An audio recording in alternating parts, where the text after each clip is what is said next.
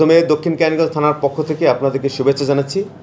আজকে আমরা দুটা ডাকাতির ঘটনার বিবরণ বলবো। দুইটি ঘটনা খুবই মর্মান্তিক ছিল এবং দুর্ধর্ষ ডাকাতি ছিল। আমরা দুইটা ডাকাতিরই রহস্য উদ্ঘাটন করতে সক্ষম হয়েছি। আমাদের দক্ষিণ কেরানীগঞ্জ থানায় পুরাতন বক্তারচর এলাকায় কোন্ডা ইউনিয়ন একটি ঘটনা ঘটে। সে বাড়িটি ছিল নির্জন, প্রবাসে থাকে। সেই বাড়িতে ২০-২৫ জন ডাকাত দল মুখোশধারী তারা বাড়িতে ঢুকে টাকা পয়সা স্বর্ণালঙ্কার নিয়ে যায়। তখন ময়না বেগম বাদী হয়ে একটি অজ্ঞাতনামা আসামিদের বিরুদ্ধে মামলা করে এবং আমরা দক্ষিণ কেরানীগঞ্জ থানায় মামলা রুজু করি। পরবর্তীতে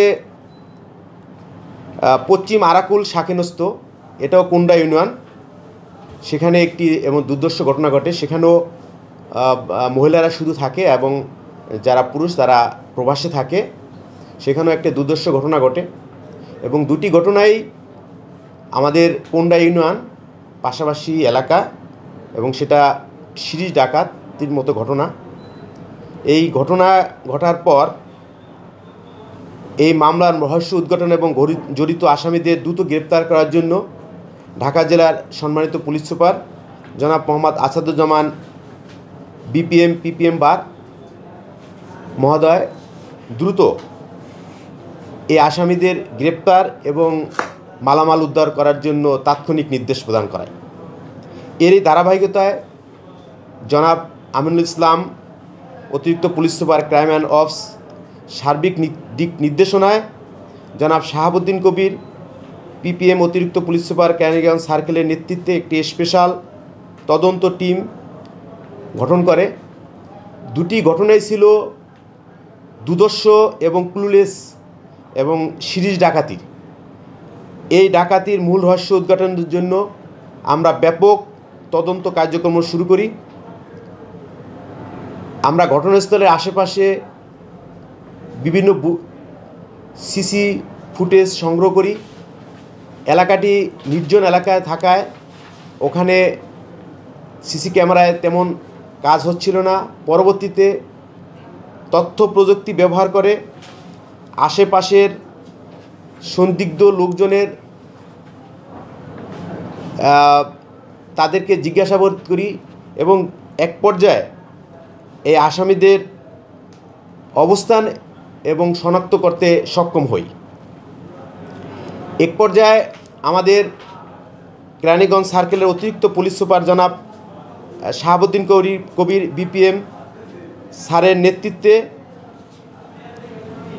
দক্ষিণ কেরানীগঞ্জ থানার একটি আবেদনিক দল কেরানীগঞ্জ, সাভার, আশুলিয়া, নারায়ণগঞ্জ, মাদারীপুর, শরীয়তপুর এবং কামরাঙ্গীরচর ডিএমপির বিভিন্ন এলাকার হতে সিরিজ ডাকাতির ঘটনায় জড়িত আসামি আনোয়ার দেওয়ান, সাব্বির, স্বপন, মঞ্জুমিদা, মন্টু মিদা, কামাল খা, কালু হালাদার, মনির হোসেন মোল্লা, সেলিম ব্যাপারী, চান শরীফ শেখ, ওমর ফারুক মাতবর, সুমন মোল্লা, নুরিয়া আমিন, জুয়েল সুলাইমান ওরফে সুমন ঢালি, কাজল দেবনাথ, মাহবুব মিদাদেরকে গ্রেপ্তার করতে সক্ষম হই।